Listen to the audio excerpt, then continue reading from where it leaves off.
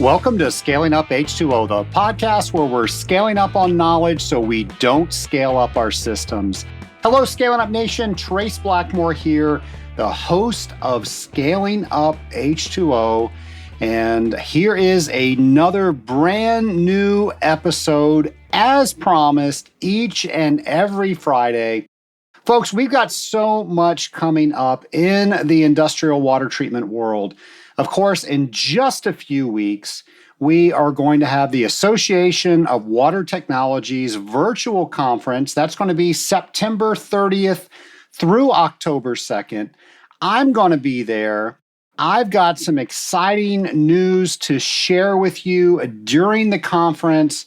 So much going on there. And the fact that it's virtual means that I don't have to pick and choose of all of the great papers that are being presented this year like I normally do. I can watch at my own leisure each and every presentation. And folks, I always get so much information when I go to the AWT conference. I'm super excited this year. I'm a little bummed out that I'm not going to see all of the Scaling Up Nation, all my friends in person, but the next best thing is we do have a virtual booth that we are hosting at the AWT conference.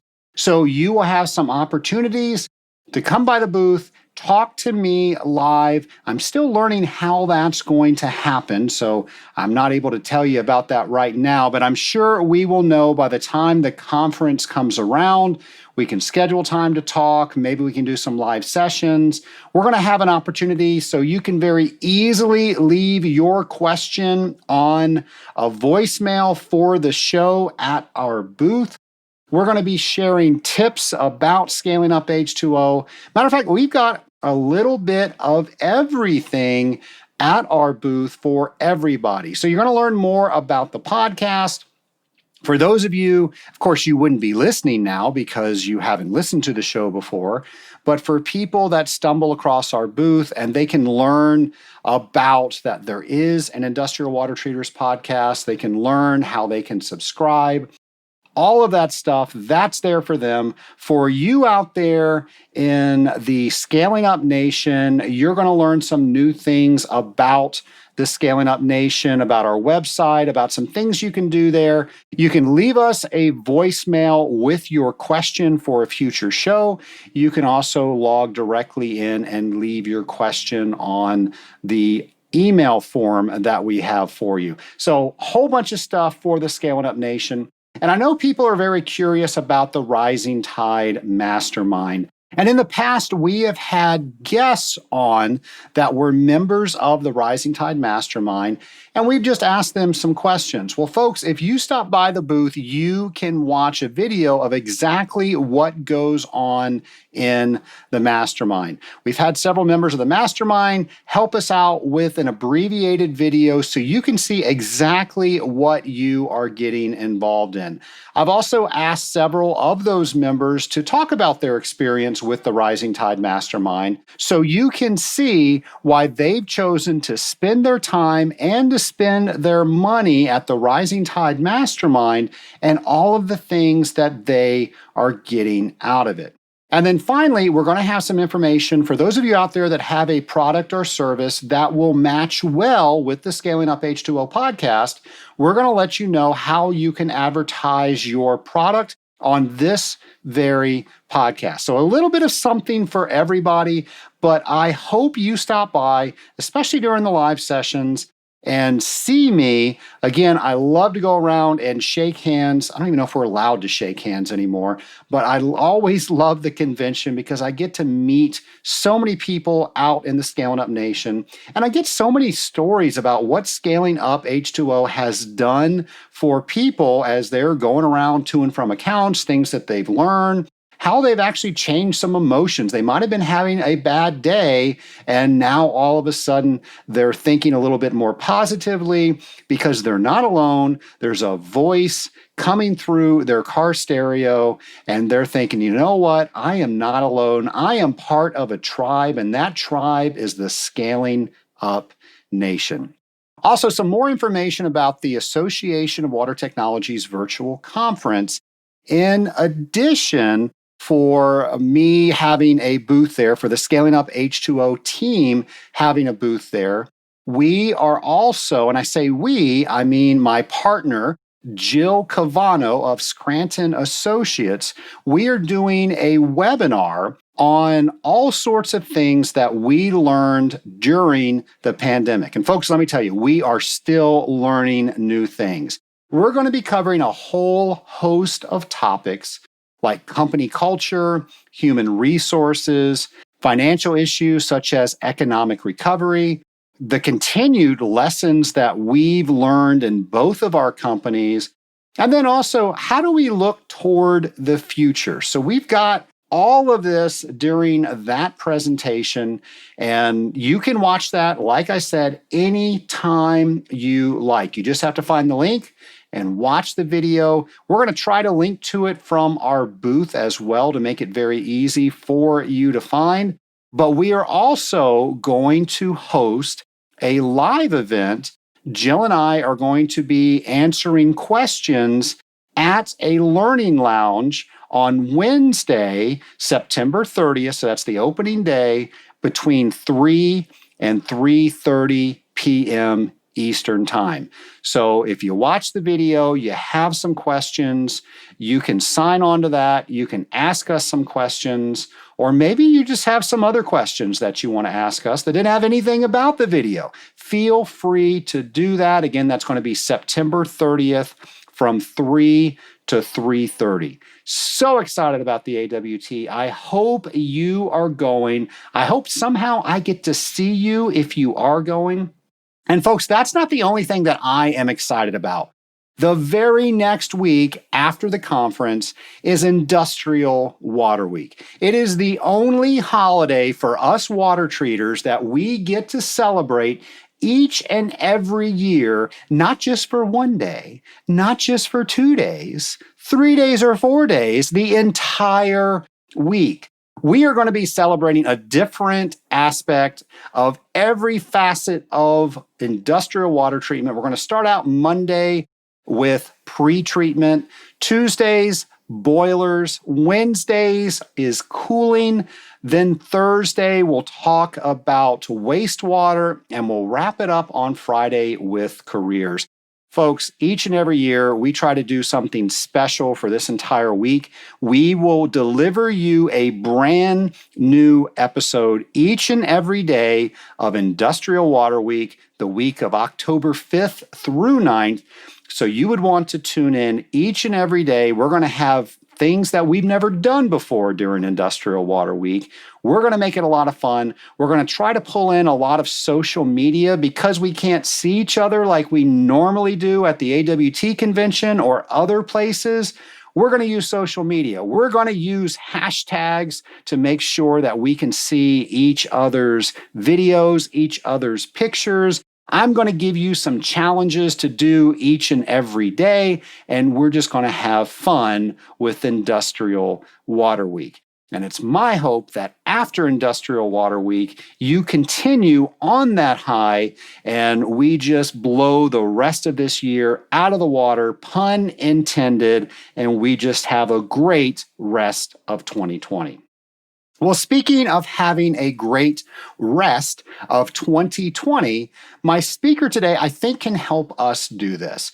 Her name is Tricia Molloy, and she is a speaker on work-life balance. Her mission is to help us reduce stress, achieve goals, and enjoy a better balance in life.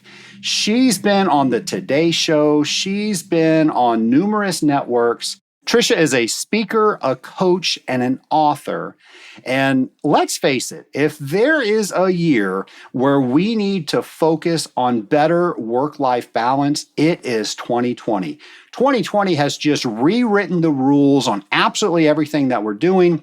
Many of us are doing more work from home now than we ever had, which means we're working at home and we're not spending time on other things like our families, like hobbies. All the things that we used to do in the past for stress relief, we're not doing because it's so easy to work from home right now. Now, some of us have worked from home from a long time, and we have struggled with this for years. So I'm thinking that today's episode will help us all out quite a bit. So I hope you enjoy my interview with speaker, coach, and author Tricia Molloy. My lab partner today is Tricia Molloy. And Tricia, thank you so much for joining us today on Scaling Up H2O. You and I recently met at the event that I shared with the Scaling Up Nation a few months ago, where I did a TED Talk for my business coach, Tim Fulton. So how are you? I'm doing great. It's wonderful to be with you. Well, I really enjoyed your speech. I was sharing with you before we started recording that I don't remember a lot of it because I was really into what I had to do that day. So I think I'm going to be learning right along with the Scaling Up Nation. But a couple of weeks back, I did share my TED Talk experience with the nation. And I know you haven't listened to that, but I'm kind of wondering, what was the process that you went through when Tim asked you to speak? Well, I speak for a living, so that made it a little bit easier perhaps than for you. I've been presenting this program for, maybe 10 years now. Just keep updating it as I go along, and I get inspired by my audience and what they have to share with me. But I think the toughest part is what did we have, 15 minutes? That was the toughest part. I usually speak for an hour and a half. And we weren't allowed, because it was a TED Talk, to have much interaction with the audience. So that was a little tough, but it was a great group. And I really enjoyed all the speakers. I really enjoyed your talk. I guess maybe because it's going to sound, hope you take it in the right way. I wasn't expecting a lot. and because you weren't a professional speaker, but you were so entertaining. I really enjoyed your energy. I did not know Tim was going to do what he did when he got up and say that I wasn't on a professional speaking circuit. So I guess he did that to lower the bar. So right. Everybody's expectations were down there. So you mentioned you are a professional speaker. Tell us a little bit about that. I am. So I've had a marketing business for 31 years now. And because I love to write, I decided that I would write a book about how I run my business and how I look at life and the strategies that I've used that have helped me along the way. And really, it was about halfway through the book that I thought, well, maybe I'll actually start speaking about this. And so when the book came out, which was in 2006, I started speaking. I started speaking at companies and professional associations and learned about how to share this message with more people. And now I love to speak. So most of my work now is in speaking, and very little is in marketing right now. The only thing I do with marketing is I interview my clients and write testimonial quotes. But other than that, it's all about speaking. And what are some of the things that you speak about? So I'm an expert on how to develop a positive mindset to achieve goals and to enjoy better balance. So the Crave Your Goals program is all about goal getting. And then I do a program on better balance where I talk about the why, the what, and the how of the term that most people use is work-life integration. There is no such thing as perfect balance, but there are ways to integrate your work and the rest of your life so that you can, protect your health, you can have better relationships, you can be more productive. So I love doing that. And the third thing I do is I facilitate vision board workshops for typically high potential employees. And have you ever done a vision board? I have seen people do them. I have never done one myself. It's a great experience. And there's scientific proof around why it works. In fact, one of the clients that I work with is the CDC. There's a reticular activating system in your brain, and it acts as a spam filter. And so when you create a vision board, you program your brain, your subconscious. You say, this is what's important to me. And it tends to make you more aware of opportunities and resources to move you in that direction. It's just a fun thing to do. And it's a great way to communicate with others about what's most important.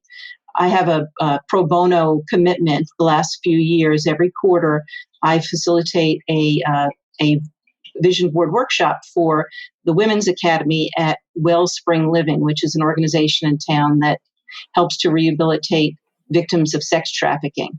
And that's just amazing because I show these women how to picture what their life is going to look like, and then they get up at the end and they do an impromptu show and tell, and it's very powerful because it allows them to claim the life that they deserve, but also to communicate that to their colleagues and the staff at Wellspring so that they can help to support that.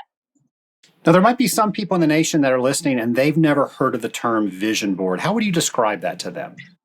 So a vision board is simply a bulletin board or a cork board where you place images and words and phrases of what you want to manifest in your life.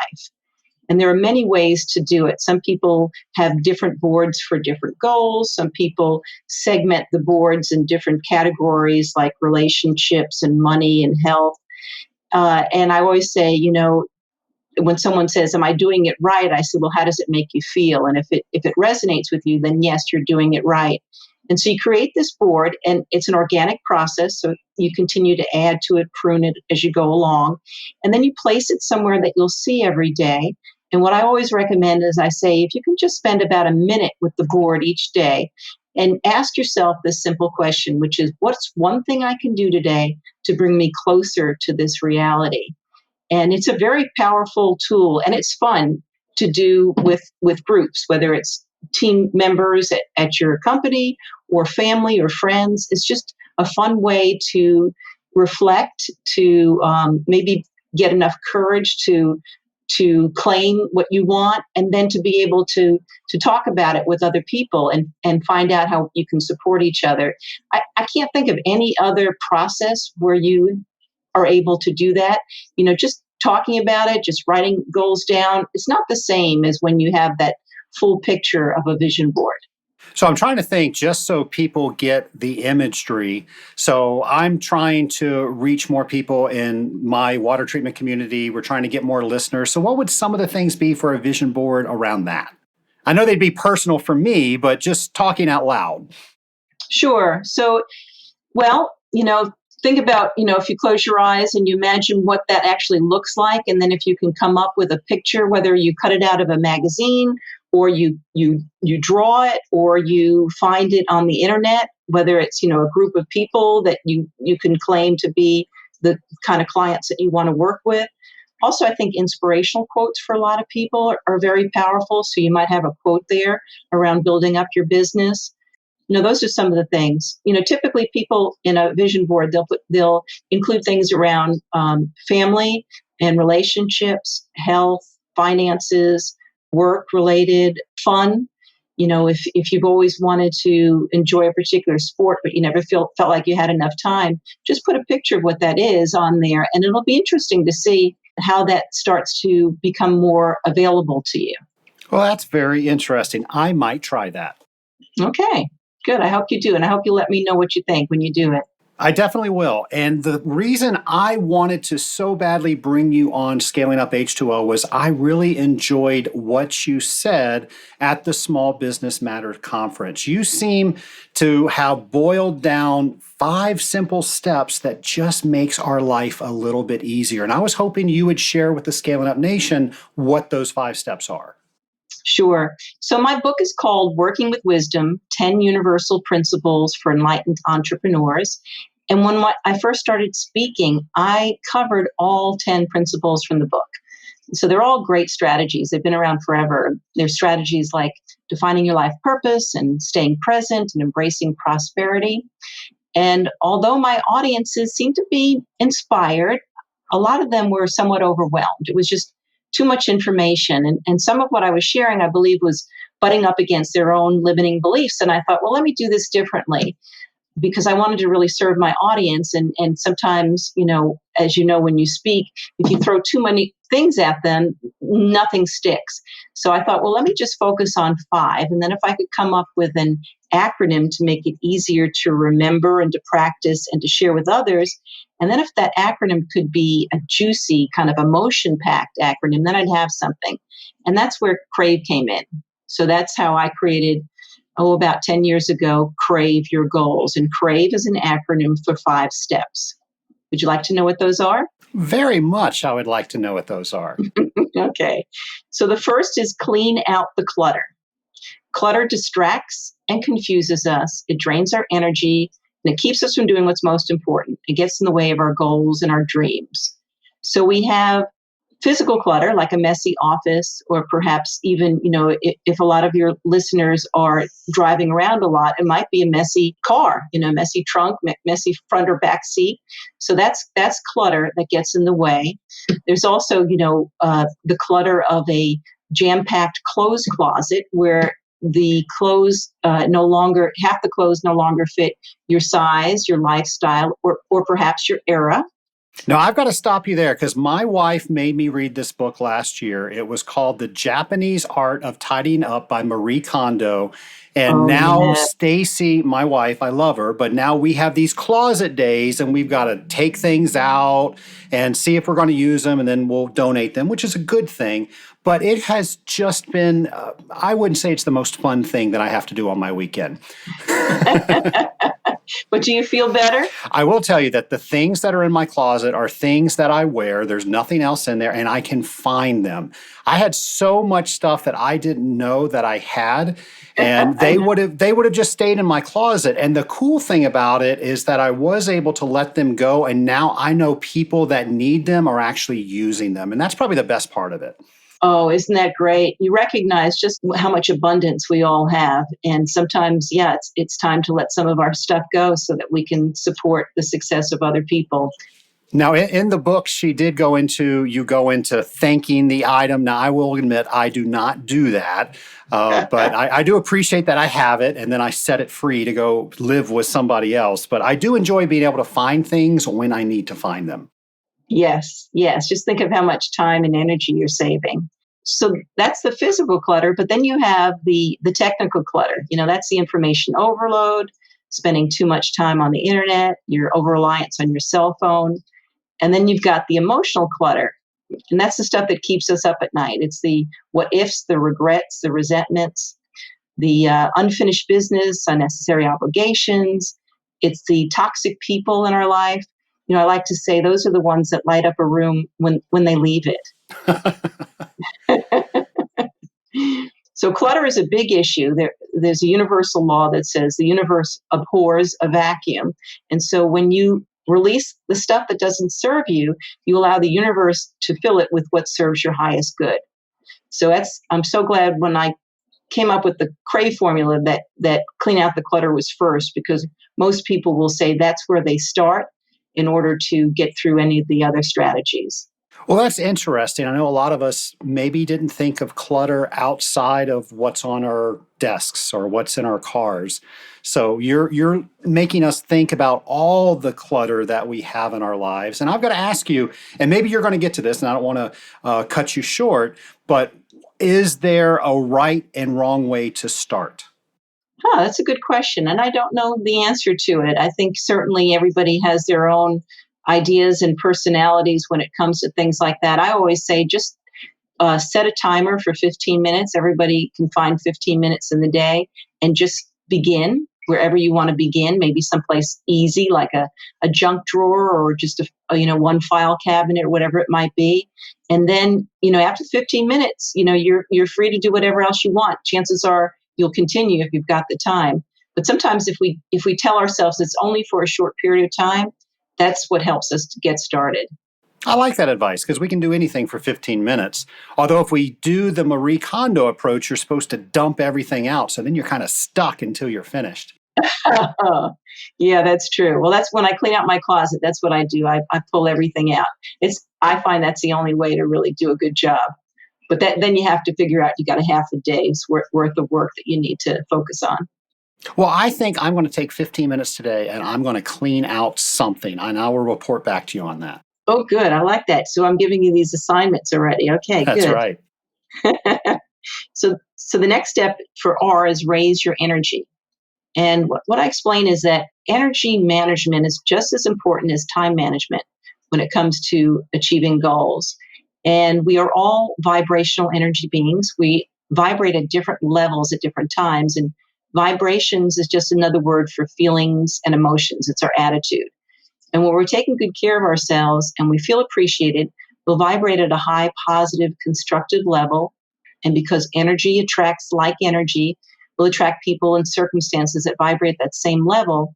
But when we're burned out and stressed out, we're not taking good care of ourselves, we'll vibrate at a low, dark, negative level. And because misery loves company, we'll attract people and circumstances that vibrate at that same level.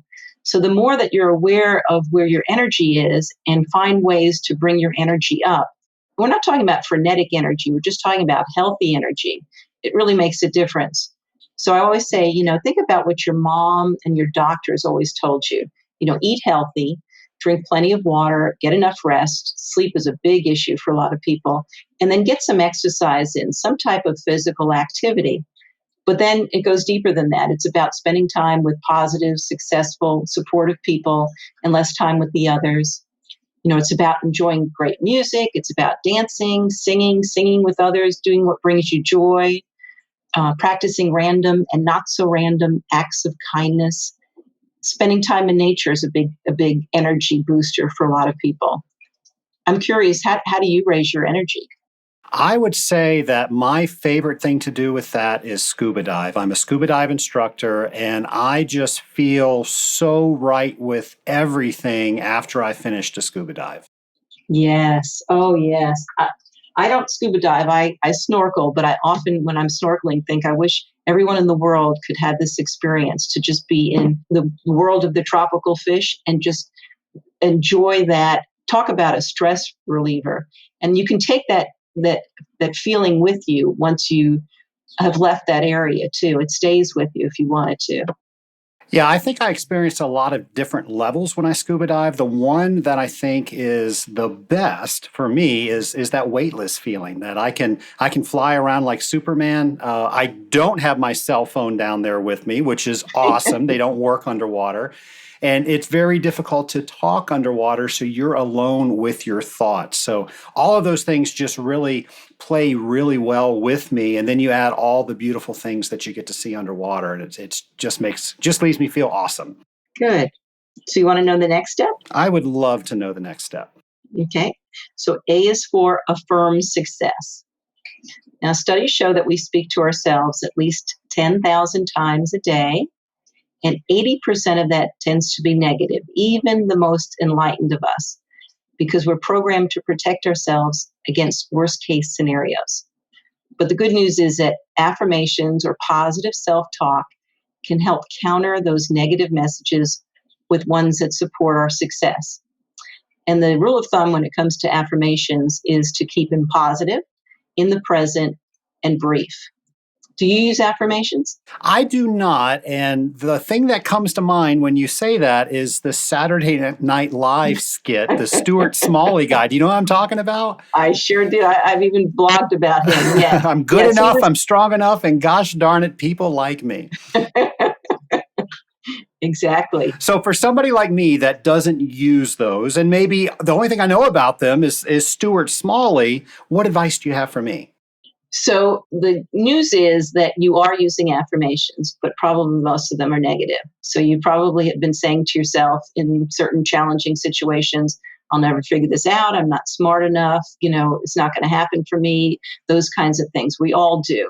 And so once you start to become more aware of those negative messages that we all tell ourselves, if you can start to flip them around to the positive, then you start to use affirmations that will support you.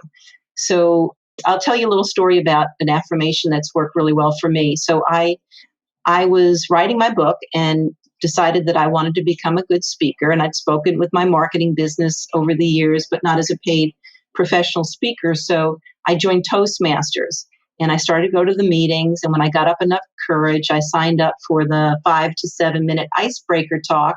And I was a mess. My mouth was dry. My legs were shaking. My heart was racing. I held on to that lectern for dear life. I fumbled for my note cards like I didn't know the subject, which was me. That's the icebreaker. You're supposed to talk about yourself. And so I went through that about 3 humbling times until finally a kind evaluator said to me, you've fallen in love with your words. You are a writer before you're a speaker, and you've written this script and you're speaking from your head instead of your heart. And he was right. So when I went home that day and I thought, well, what of the strategies that I'm writing about in this book can help me to become a better speaker. And I realized it was a simple affirmation, which was, I love to speak. Because I really did love to speak. I just wasn't very good at it. So I started to say it to myself. I started to say it out loud. I started to say it to my family who knew I was struggling with this. My friends would say, how's that speaking going? I'd say, oh, I love to speak. Come hear me speak. And I was using that affirmation as part of faking it until you can make it. And then on the next time on my way to my Toastmasters meeting, I remember in the car going, I love to speak. I love to speak. I love to share my wisdom. When I got to the meeting, a well-meaning member of the group came running over to me and said, you're on the agenda today. You're speaking. Are you nervous? And I said, no, I love to speak. Nearly knocked him over. But I did a pretty good job and I got better and better. I remember you told that story at Tim's conference, and a friend of mine who was a sponsor, his name was Garrett, he was very nervous about getting in front of everybody. And that was the first thing that he said when he got in front of. So you inspired him. That's right. I remember him walking up very sheepishly to the microphone and going, I love to speak. Everybody got a kick out of that. But yeah, really think about the skills you need to master to achieve the goals you crave. It could be, I love to ask for help. I love to learn new things. I love to learn new technology. Anything that's kind of keeping you back, just by saying something like that. And at first you may not believe it, but eventually it'll give you that confidence and that focus that you need. It's a powerful tool. And I hope you, so here's your other assignment. So, come up with an affirmation. Think about a challenge that you have, maybe, related to business, and think about an affirmation that your coach or your best friend might tell you. That's another thing. But what would my coach or best friend tell me? And why aren't I saying that to myself? And then write it out, post it places you'll see every day, like your bathroom mirror, the dashboard of your car, maybe by your computer screen, because we get distracted, and it helps to have that reminder. And whenever you can, just say it to yourself, say it out loud. When it's appropriate, say it to other people. Affirmations are a really powerful tool. No, I've never really looked at it before until you mentioned it, that I do program that it's more negative and hardly any positive. So that's something interesting to realize. And if that's the dialogue that we're going on and on with internally, those are the things that we're going to seek out. So I like what you're saying. That's right. That's right. Just play with it. It's fun. And if you start to hear yourself saying the negative, just flip it. Just keep flipping it. Awesome. I am curious, though, what were you blogging about Stuart Smalley? Oh, about how he introduced affirmations to a whole generation. Yeah, because that's how most people know. And it's interesting, when I talk about affirmations, sometimes people will say, I don't use them because I don't want to jinx myself. And the first time I heard that, I thought, that's interesting. And for that person, that was real to them. That was a real issue for them, because if you say you're going to do something, you don't do something. It's for some people, that's a challenge. So I don't know. Does that ever come up for you? Like if you thought about an affirmation, but it's not true yet, that you might jinx yourself? No, I don't think it does for me. I think I'm always looking to see, what the next step is, what is the goal that I'm trying to achieve. So for me, no, it doesn't. Okay, good. Well, there's a V in there. What's the next step? Yeah, V is for visualize. So every top athlete has harnessed the power of visualization. The runner sees herself breaking through the tape at the end of the race. The golfer sees the hole in one. Even my son Connor, I've got 25-year-old twins now, a boy and girl, Connor and Allison. And when Connor was about 10 years old, he told me that he imaginated catching the crucial inning-ending fly ball even before it was hit to him in center field when he was playing Little League. Imaginated. I love it. Imaginated, yeah. He coined that. So, what can you imaginate? What can you visualize about the goals that you say are important to you? And the idea is so say you are going to make, a good example would be you're going to make a presentation in front of a group. So the morning before you do that, just spend a couple of minutes just picturing yourself doing just a great job and having the audience respond so favorably. And so you're picturing that, whether it's a still picture or a motion picture, and then you are you're infusing it with all your senses. It's more than just what you look like. Of course, it's what you sound like, and you're feeling everything. So you're creating this new reality, and then to infuse it with the emotions that you feel. So it could be pride, it could be joy, it could be relief, and that's when things really start to happen. So you have the picture, then you engage all your the senses, and then you infuse it with all the different emotions. And if you can do that before a particularly challenging event in your life, especially, or a goal that you're trying to reach, you'll find that you're more calm, you'll find that you're more confident, and it's kind of like mental rehearsal. And then, of course, we talked about vision boards. That's one of the best ways to accelerate the power of visualization, by creating a vision board. Yeah, I love this one. I'm a huge fan of the 7 Habits of Highly Effective People. And habit 2 is begin with the end in mind. And if you can visualize where you're going, what it looks like, what it feels like, then it's just going to help you get there and you know when you've arrived. That's right. That's right. Well, awesome. Now there's one more that starts with E. Yep. And that's express thanks, cultivating an attitude of gratitude. Because what we focus on expands, and what we appreciate appreciates. And we tend to focus on what's not going right, what we don't have, instead of what is going right and what we do have. So, a simple way to cultivate that attitude of gratitude is to keep a gratitude journal, just a simple notebook that you keep by your bed, and a few nights a week, write a brief list of what you are grateful for that day and include one unique entry. So, that gets you during the day to think, well, what am I going to add to my gratitude journal? And you notice I said a couple of nights a week, a short list. This does not take much time or energy, but once you start doing it, you will be committed to it, because it'll make you feel good. It'll get you to focus on what good came that day, because we tend to, it's just human nature. At the end of the day, we're thinking about all the things that didn't go right, all the mistakes that we made, the connections we weren't able to make, whatever it might be. And instead, when you focus on what's going right, it gives you more peace of mind. It makes you more positive. It'll help you get a better night's sleep, so the next morning you can be even more productive. Do you ever recommend that you express thanks for what others have done, maybe with a written note? Does that go in there as well?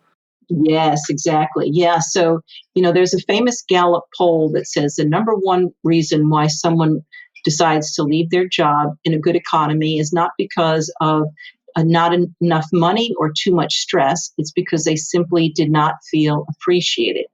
So think about the people in your life, both professionally and personally, and are you telling them enough how much you appreciate who they are and how they support your success?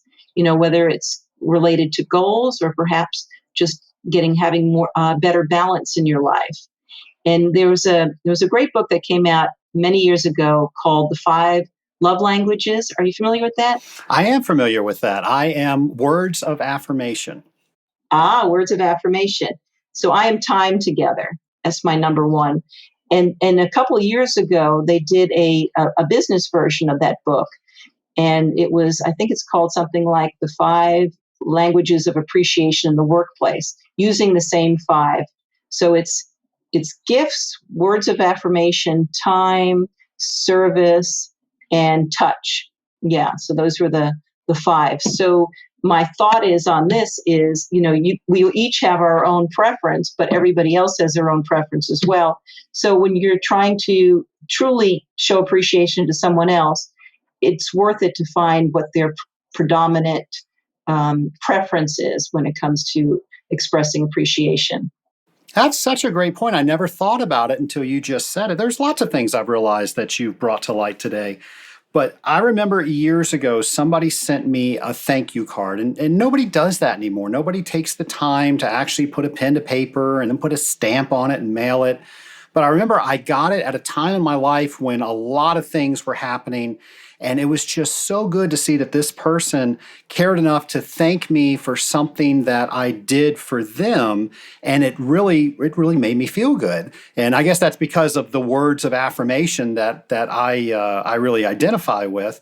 But since that day, I try to take time and send cards out to other people because it made me feel so good. Good for you. Good for you. Yeah. Doesn't always happen, but I do try to do that. Yeah. And you're way ahead because most people will not, so it really stands out. You'll get the emails, but not the notes in the mail. And when you get a note like that, don't you post it? And don't you look at it much more often than you would an email? Actually, I have one that my wife had packed in my lunch years ago. She found this little quirky card, and it was two goldfish, and one goldfish was jumping out of his bowl to get into the other goldfish bowl and said, I want to be with you or something. I can't remember what the inside of the card said, but the outside of the card I actually framed and it's in my office here. So, yeah, absolutely. Yeah. Yeah. That's sweet. So let's recap for the Scaling Up Nation. So what's the acronym and what are the 5 steps again? So CRAVE stands for clean out the clutter, physical, technical, emotional clutter that gets in the way.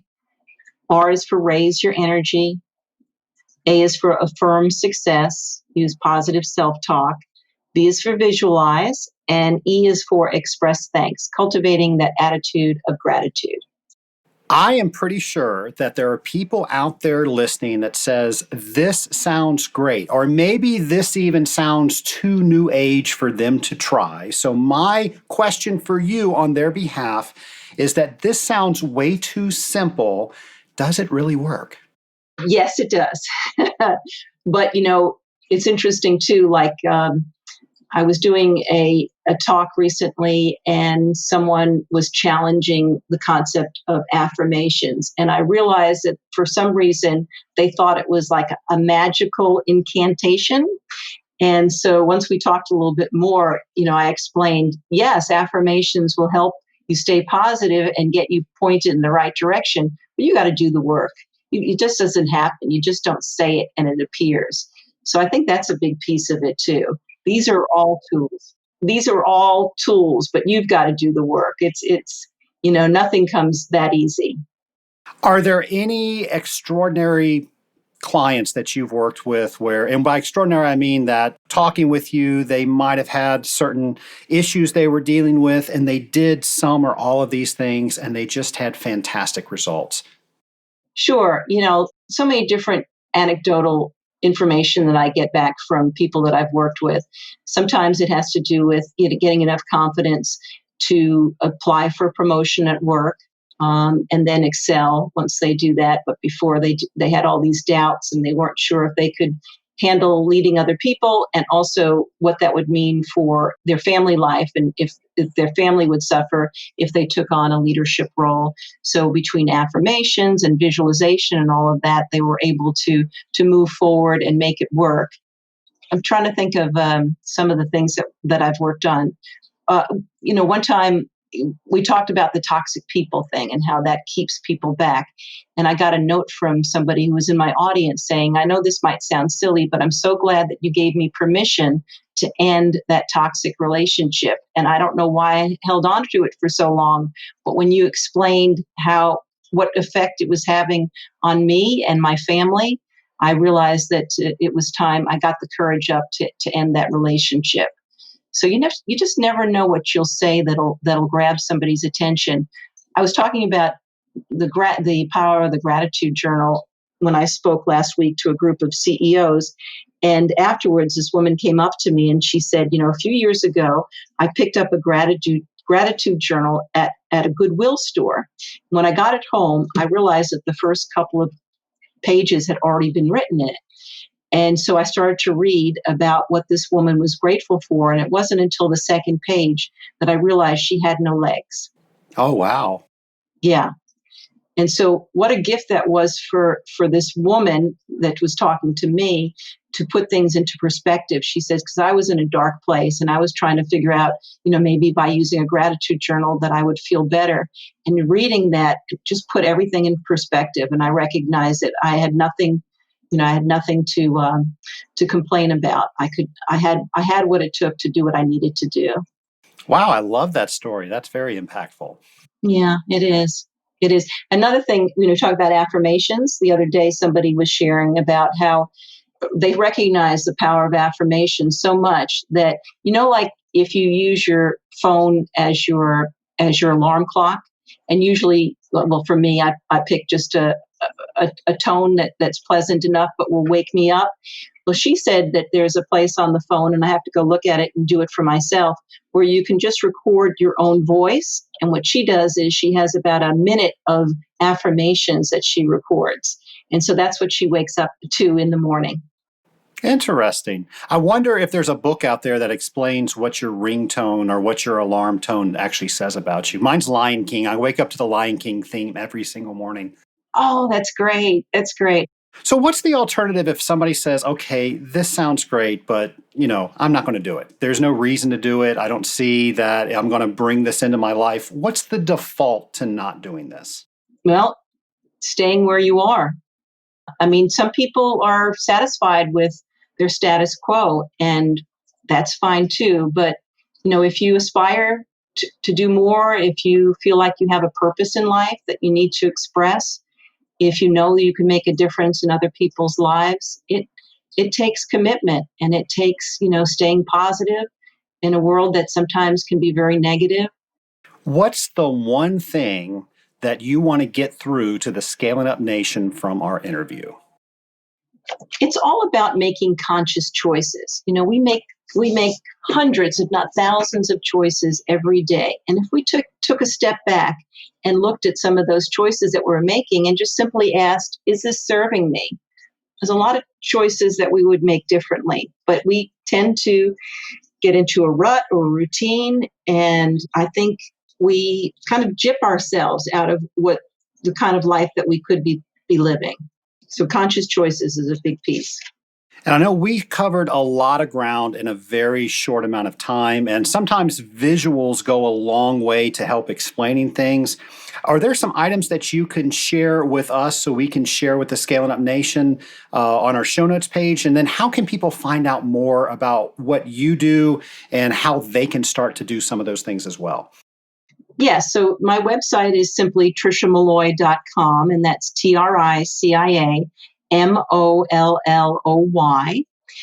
And I have a newsletter you can sign up for on the homepage, and I get that out about once a week, and it's always an inspiring story that's related to some of these strategies. And I have an infographic, a Crave infographic that I will send to you. It's something that can be printed and then posted of the 5 Crave steps. So that would be helpful. I also have an article that summarizes what I've covered today.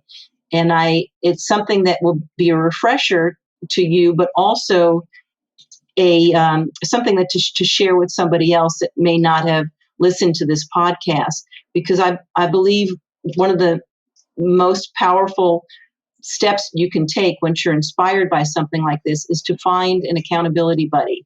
Find someone who also wants to do the Crave steps and wants to reach another level in their life and in their business. And so if you can find somebody like that, you can hold each other accountable. And this article will summarize what we've covered, so it'll make it a little easier.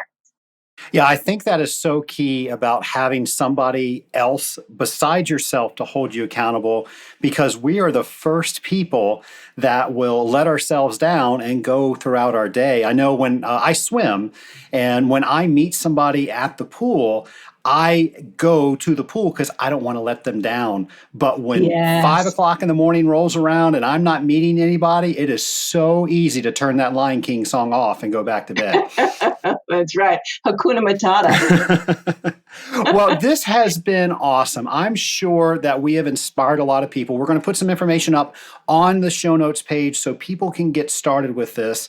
And I know firsthand by speaking with you and doing some of the things that you've said that it really can make a difference. So I'm really excited to hear what the Scaling Up Nation is doing from this episode, but I'm not quite done with you yet. I would like to ask you a few lightning round questions if you're ready for that. Sure. All right. So you now have the ability to go back in time. You are going to go back in time to the very first day you started as a professional speaker. What advice would you give yourself? Wow.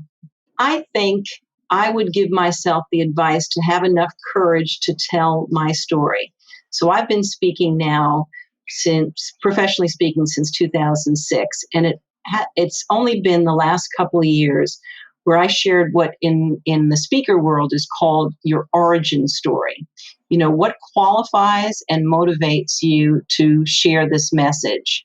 And so when I talk about that, I talk about that, I was living a great life. And my husband and I had 3-year-old twins, and we were very, very busy. And sometimes we were focused on the wrong things, and our energies got diverted into different areas.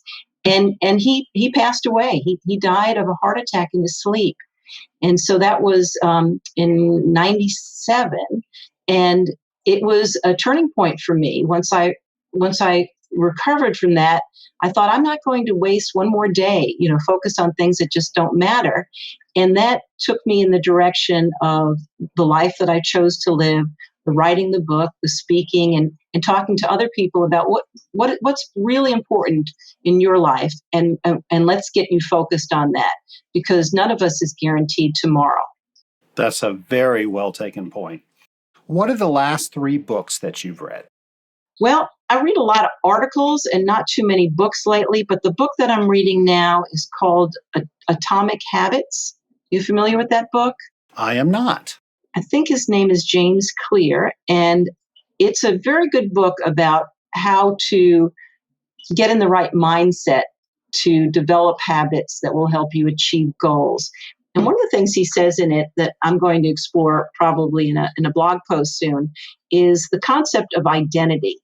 What is your identity? And do you need to shift what you assume your identity is in order to be more successful? And he uses a simple example. He says, so say you want to stop smoking and somebody hands you a cigarette. You can either say, no, I'm trying to stop smoking, or no, I do not smoke. You see the difference there between I'm trying to stop smoking and I'm not a smoker? Right. And that's the idea of identity. So I'm going to play with that because it ties right into developing new habits and achieving goals. So that's an interesting book that I recommend. All right. Well, now this next question actually comes from Tim Fulton. I have heard him ask it many, many times. So I have adopted it into my show. But he would ask people that eventually, with a life like yours, they are going to make a movie about you. Who plays you? Oh, yeah. Tim is a very wise man. I'm wondering who plays Tim. I always thought David Letterman and Tim look very similar. Oh, definitely. Definitely. Not David Letterman with the beard, the new David Letterman, but the old David Letterman. Yeah. Yeah. David Letterman, the new David Letterman looks like Santa Claus, I think. I agree. Yeah. So who would play me? So are we thinking about someone who physically looks like me, or energy, or I guess it could be any of that, right? As Tim would say, it's however you interpret that question. Yeah. I think I would go with Julia Roberts. I think she has the range that would be needed to play me in a movie. I would probably go with her, or maybe Laura Linney. Okay. I think because I like her as an actress. Yeah. It's kind of fun to think about it. You know what's going to happen. Hollywood's reviewing the script as we speak. My final question is, you can now speak with anybody throughout history. Who would it be with and why? I think it would be Benjamin Franklin. I've always admired him, how creative he's been, what a problem solver he was. And I once went to see an exhibit of his inventions at the Atlanta History Center. And what struck me is a quote that was on the wall that was attributed to him. And it was basically every morning when he woke up, the thing that he would say, the question he would ask is, what good shall I do today? And I do that every morning. I think that's great advice and a great quote. Well, Tricia, thank you so much for coming on Scaling Up H2O. I know you are going to inspire a lot of people, and I really appreciate you doing it. Well, thank you for giving me this opportunity. I really enjoyed speaking with you. Tricia, thanks again. Great information. And folks, I have to let you know, I recorded Tricia a while ago, well before the pandemic. It was right after Tim Fulton's Small Business Matters conference, after I did my TED Talk. And of course, I shared that with her and you in the interview itself.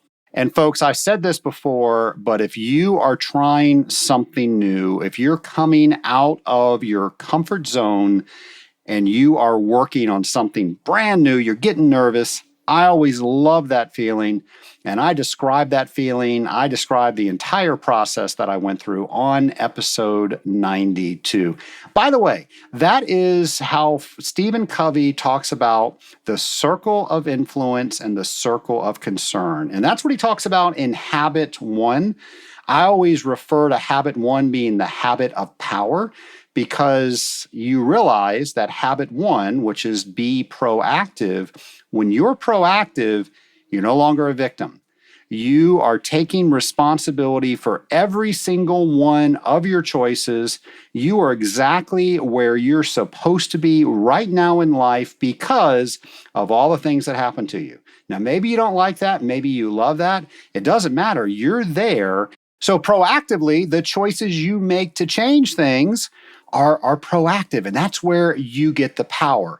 And the way he describes proactive is people fall in two categories. They're either proactive or they're reactive.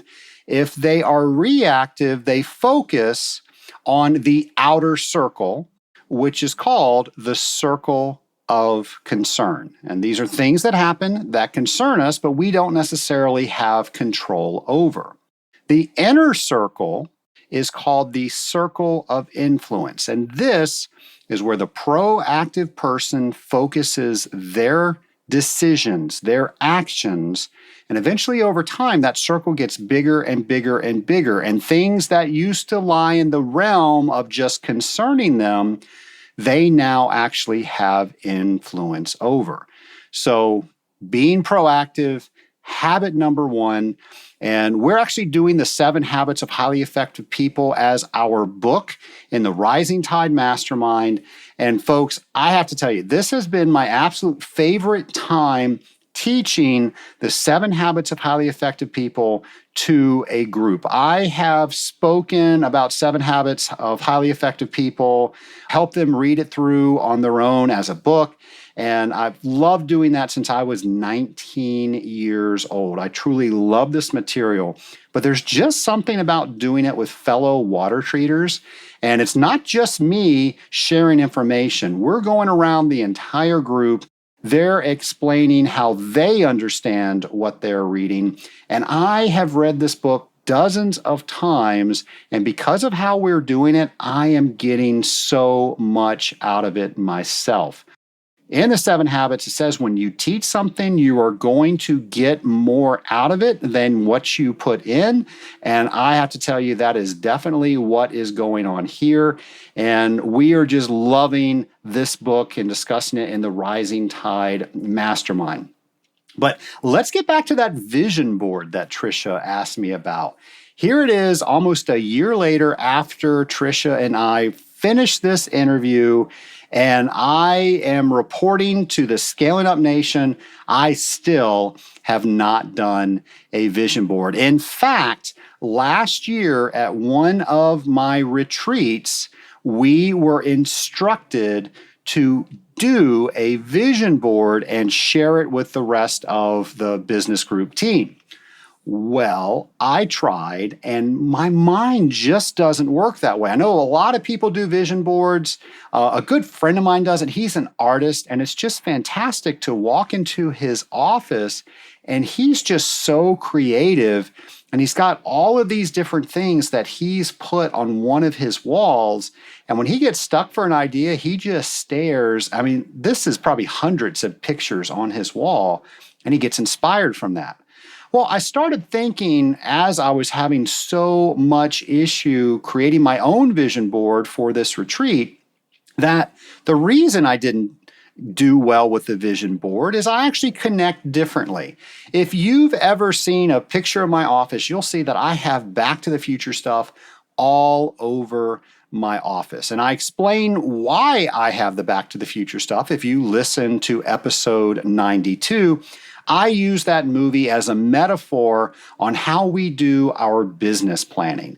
But I also noticed that I have these little totems all over my office to remind me and then also people in my company of things that we do and we need to continue doing. An example of that is, I'm very fond of the book Traction that talks about the entrepreneur operating system. Well, right there in the middle of our conference table, there is a school bus, and that's to remind us that we have to have the right people on the right seats of the bus. And we even continue the metaphor out even further. We say that the bus needs to be tuned up, the wheels need to be in shape and balance, and all those things as a metaphor for our company needs to make sure that all of our planning, all of our metrics are in order. So that's making sure that the bus is ready to take a road trip. I kind of consider myself as the bus driver, so I'm steering us where we need to go. There's another individual that's making sure that we're financially healthy. And then as the people board the bus, those are all the different seats or positions that we have here in the company that those right people that boarded the bus can choose to sit down in. So, and then we have so much of the different metaphors. I can just keep going on and on with the bus. All of our core values, and by the way, the core values that we have are what determines a right person. I have a certain totem for each core value. In fact, I will give you an example of one of the totems that we use for a core value. So one of our core values is solution oriented. And solution oriented, we define very specifically here in our company. And I think if you're doing your core values, it's very important that you don't only choose the word, but you choose what the definition is. And everybody knows that. So not important what our definition is with that, but with solution oriented, the totem I have is a stuffed camel. And I know you're thinking, what the heck does a stuffed camel have to do with solution oriented? Well, I'm going to tell you the story that I tell whenever I teach our core values and we get to solution oriented. So here's the story. There was an old camel farmer that passed away, and he had 17 camels. And the custom was that he left the camels in the order of most to least to oldest to youngest son. Well, he had 3 sons, so in his will, he stated that he was going to leave 1/2 of the 17 camels to his oldest son, 1/3 of the 17 camels to his middle son, and 1/9 of the 17 camels to his youngest son. Well, of course, after the funeral, the reading of the will, the sons got together and they tried to do the math, but they could not get 1/2 to divide into 17. They couldn't get 1/3 of 17, and they couldn't get 1/9 of 17. They tried and tried. They stayed up all night. They wanted to make sure that they honored their father's wishes, and they just couldn't do it. So they decided that they were going to walk into the village and consult this wise old woman that lived in the village. They told her of their issue, and the old woman kind of scratched her head and she said, "Well, I really can't help you. but I will give you my camel. I have one camel, and perhaps that might help you with your issue. So, not knowing what to do, the three brothers took her camel back to their farm, and they started dividing up the camels. They took 1/2 of 18 because they now had an extra camel. They had 18 camels now. 1/2 of 18 is 9. The oldest brother took 9 camels. They took 1/3 of 18, which was 6. The middle brother took 6 camels. They then took 1/9 of 18, which was 2. The youngest brother took his 2. They added all of those up and came up with 17 and had 1 camel left over that they returned to the wise old woman. So here's the point of the story, and here's why we use the camel as the symbol for solution-oriented. The solution was always there. It wasn't until they looked outside of the box for a different solution that they were able to solve the problem. So the next time you are faced with an issue and you can't necessarily find a common solution, think of the camel, and maybe that might orient you to a solution you've never thought about. So now you know a little bit about the totems in my office, and I am going to declare that that is my version of the vision board. And if you've ever come to my office, I will gladly show you all these little trinkets and toys and posters and all this stuff that we have that I can tell you a story about. So I hope that today's episode gets you thinking about a whole bunch of things, but especially about improving your work-life balance.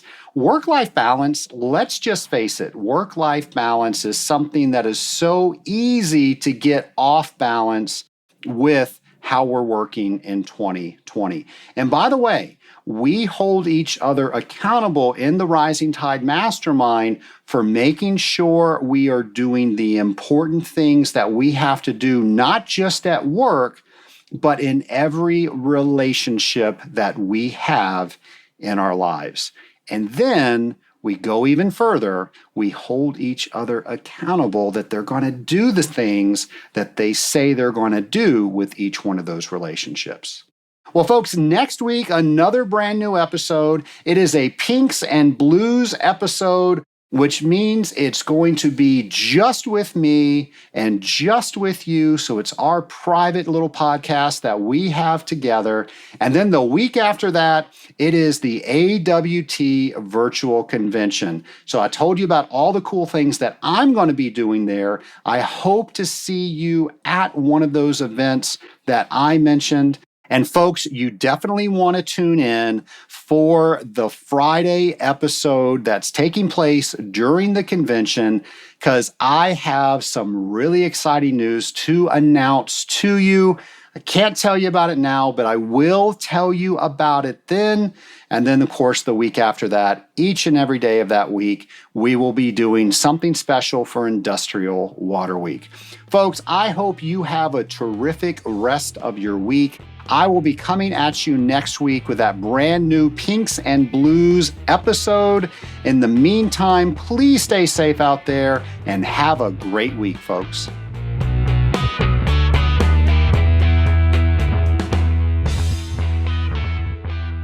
Scaling Up Nation, on episode 136, you heard from 4 members of the Rising Tide Mastermind.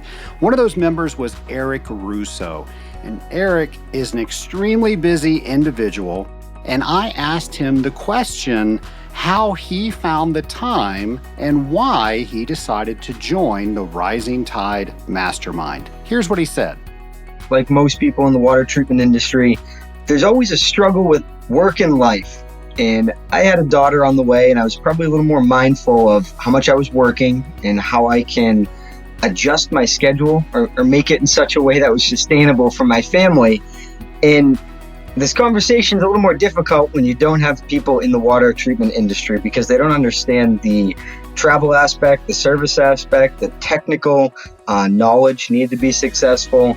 it's a little more difficult to balance that. So to have a group of like-minded individuals to work through with the goal of self-development, it's really helpful to kind of hash through those problems for me. Have you ever noticed that if you want something done, you give it to a busy person? Why is that? Why do busy people always seem to get something done? And we always wonder why, but there's a secret to that. Most busy people, if they're busy on the right things, it means that they are successful and they've learned to say yes to the things that help with their success, however they define success. Think about that. When was the last time you thought to yourself, how do I define success? Well, those are some of the questions that we ask in the Rising Tide Mastermind.